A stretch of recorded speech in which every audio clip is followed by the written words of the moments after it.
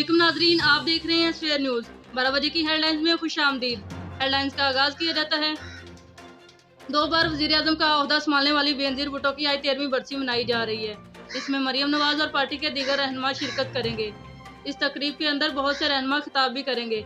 अब्दुल गफूर हैदरी भी खिताब करेंगे, जबकि आसिफ अली जरदारी वीडियो लिंक के जरिए खिताब करेंगे। बिलावल भुट्टो और आसफा ने मरियम नवाज़ का इस्तकबाल किया। फिरदौस आशिकवान कहती हैं कि जाली राजकुमारी की आमद पर बेनज़ीर भुट्टो की रूह तड़प उठी होगी। फवाद चौधरी कहते हैं कि मरियम नवाज़ नाराज़ हैं, इसीलिए वो ऐसी बातें करती हैं। शबली कहते हैं कि वज़ीर-ए-आज़म इमरान खान लुटेरों के लिए थानेदार जबकि अवाम के लिए ताबेदार हैं। पीपल पार्टी और नून लीग अंदर में से एक ही हैं।